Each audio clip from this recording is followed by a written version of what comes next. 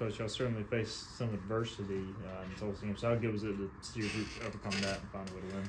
It was probably one of the more stressful 3 hours of my life, but it was awesome to see just our players overcome everything, whether it was self-inflicted wounds, whether it was wounds from other things that happened in the game. It was just cool to see our guys, just their resiliency to make plays at the end of the game and do things at the end of the game to go win the football game, and not just offensively, defensively. That's talk about just a team going and winning a football game, getting stops on defense, making plays on offense. Man, it was just really, really cool to see. Kate with some mistakes on Thursday night. What was your conversations like with him? It was just, making sure he understood, like, you're not going to go out and throw 5 touchdowns every game. Like, he was frustrated, but, credit to Tulsa, they did some things differently they hadn't done on tape all year. And of course, they had a bye week going into it. So we knew that. We knew we'd see some things that were different. But just making sure he understood. And he did a great job. Was he pissed? Heck yeah, he was pissed. But at the end of the day, he shook it off. And, just like everybody else, he made plays at the end of the game that helped us win. You're down, 2 of your top receivers on that final drive. So how big was it to see Yannick step up and some of those other young guys? Yep, and we felt it all season in camp, throughout the season, that we have really good depth, guys that we can count on. And obviously Jari stepping in. You don't blink an eye when Jari gets in the game. Obviously Yannick too. Yannick making a huge catch there on that last drive to get us down on their side of the 50.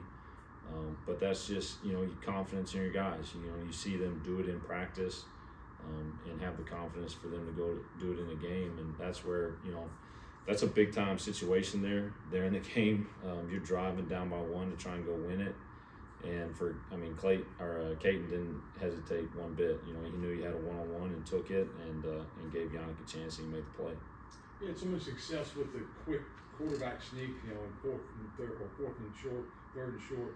When you got down there that one time and didn't win that play, was that a thought that maybe 1 and 2, and then obviously bad things started happening right after that? Yeah, that was a bad sequence. Just and it's with a lot of people and even myself, you don't factor in is you just go from the high of, we just scored a touchdown and go up 14-3, and all of a sudden it's okay, now we got to reset. Okay, what's our, what do we want to go to on the 1 yard line? Didn't want to go to jumbo, our jumbo package yet. Wanted to get in 12 personnel and put a couple tight ends on the field and see if we could punch it in that way. We had a critical breakdown in the backfield that led to a negative play, and then a penalty that backed us up even more. And then obviously a turnover right there on 2nd down. And so just a bad sequence of 3 plays right there. You can always sit there and play Monday morning quarterback wishing, I wish I would have just went jumbo there or this or that, but you can't do that. We gotta overcome the situation. We gotta take care of the football. Just go get us a few yards and let's kick a field goal. And it's not what we want. We'd always want a touchdown, but at least it's a heck of a lot better than throwing a pick down there at that situation. Coach, mistakes aside, you still totaled 500 yards for the 3rd straight game. Is there a specific switch you point to that might have flipped over that time that you've seen over the last 3 games? Just our consistency of running the football. Those 5 up front, the running backs, those guys on the perimeter, because it's to run the football like that. That's a team effort. It's not just, it's not just those guys up front. It's not just those running backs doing a great job. It's a team effort. That to me that's the most important thing right now, is being able to hand the football off and make positive yards. And our running backs are doing a great job of seeing things. When they get in one-on-one situations, they're making guys miss, and that's what's leading to explosive runs. That to me is what has really made and will always make this thing go, is having the ability to run the football. So that to me has been the biggest thing for us. And then just, not in limiting turnovers. Now we turned the ball over the other night, but we were able to overcome it, with explosive plays and put ourselves in enough scoring opportunities. We've talked about the tight end depth, the wide receiver depth, but you mentioned how important running the football is. 3 straight games over 200 yards rushing. Yeah, the offensive line's been great, but it seems like there's no fall off in the line depending on who's in the backfield, and also no fall off at the running back position depending on who's in the backfield. Can you speak of the depth, especially some of these young guys like London Montgomery? Yeah, and it's huge. Like, it's just huge in the sense of, I'm sure there's times like early in the game, people are probably like, well, where's Rajay at? Where's Rajay at? Well, we were glad we had Rajay in the fourth quarter. I know that, and that's where we try and do a good job of rotating those guys because we trust all of them. They all. It's not that we're just going to rotate to rotate. We trust London, we trust Marlon to take care of the football, to do what they're supposed to do, and they've earned the right to play. And so having the ability to rotate those guys early in the game, when you just watch the tape, you watch that fourth quarter. Our guys look fresher. They just did. Rajay's out there making people miss. He's running through tackles because those guys on the other side, they've probably played at that point, 75, 80 snaps, where Rajay, he's probably on like his 25th, 30th snap, and he's able to stay fresh. So having that depth, being able to stay fresh, that's huge for us right now. In today's world of NIL and transfer portal, it's rare to see a player like Rajay Harris stick around in the program and be bought in for so long. What was it like seeing him? I know this is your first year in the program, but what was it like seeing him have such a great night on Thursday night? It's cool in the sense of, somebody like him that's overcome injuries, that's been through a lot in his career, and stayed loyal to a program. I have a lot of respect for those type of players that do that, and just his smile is infectious. You see it every day, good or a bad day. I say he never has a bad day.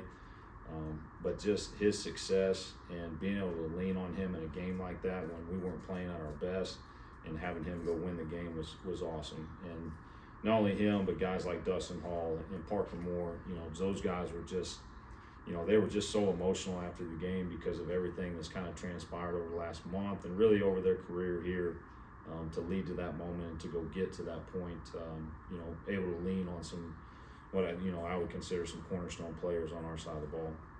What was that locker room and playing play back, being able to celebrate that 6th win with some of the older guys, and even younger guys too? That's why you do what you do.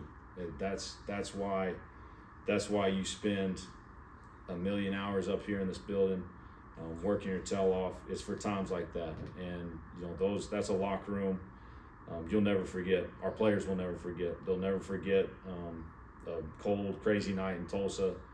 Where they went and got their 6th win and got bowl eligible and won 3 in a row. That's why we do what we do.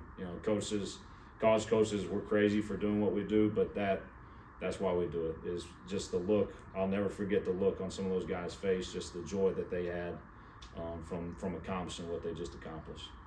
North Texas obviously makes the coordinator change. How difficult is that making on you trying to figure out what they might do? Yeah, I'll probably go find an email before the game and tell them how much I appreciate that. No, it is what it is. It's just, for us, it just emphasizes the focus on it's about us. And they may come out and do something different, but at the end of the day, it doesn't matter. We got to go have great confidence in what we're doing and go execute our game plan. And whatever we may see. So it is what it is. We just faced somebody that came off a bye week and gave us something a little different. I'm sure we'll see something different from B.O. He's been in some different schemes at USC and Washington State and Mizzou, some different spots. So, we'll see what we see, and we'll adjust to it. We're gonna have to do a great job as coaches and as players communicating on the sideline after those first few drives and see what it is and then go attack it. Y'all popped some runs on 3rd and long this year. Just what was kind of that chess match like for you, like trying to guess when you might be getting a good opportunity to pop on that? Yeah, that's really kind of planned out, just from a standpoint of just what we're trying to accomplish as far as, are we going for it on 4th down, are we not? Blake has done a great job of just communicating with me within drives of, hey, what's our game plan here? Are we trying to get a 1st down on 3rd down, or do I have 2 downs to go play with it? And when you can call a game like that, that makes it hard on a defense, because now they don't know if they're really defending a true 3rd down, or they, in our mind, defending like a 2nd and 9 or a 2nd and 7. So it's opened up the playbook for us a little bit, and it's allowed us to be a little more flexible in what we do. And we've reaped the benefits of it in these last 3 games. We've ripped off big, 3rd and 8, 3rd and 9 runs for 1st downs, and then obviously a touchdown the other night on a 3rd and 9. And I know 3-4 weeks ago this thing could have gone a multitude of ways.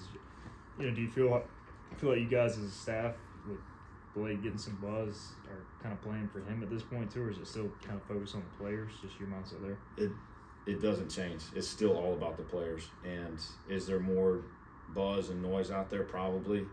Obviously I don't see it. I don't read it. Our focus has to be on the players. And The second that it's not on the players, you know, that's when bad things happen, and that's when a lack of focus, that's when you start listening to the outside world and things that at the end of the day don't really matter. The only thing that matters for us is these players and making sure that we're doing our job. And even if they were to tell us the first day, hey, Blake don't have a shot at this job, it wouldn't change our approach, because at the end of the day, it's about the players, and I want these players to freaking win every game that we have. And so, you know, is there buzz? I'm sure, but it wouldn't change one thing of how we approach the day. You know, every coach on this staff is still going to be here at 6 a.m., you know, trying to do their very best to make sure we go win every one of these football games. Did you partake in the cigar celebration that night? I partook in a cigar. I might have had a cigarette too. You know, there might be some photo evidence of that. I may have to get it deleted, but no, I definitely partake. Like I said, you don't. That's why you do what you do, man. And when those things happen, you gotta freaking have fun with it. All right, thanks, All right. Coach. All right, Appreciate it, guys. guys.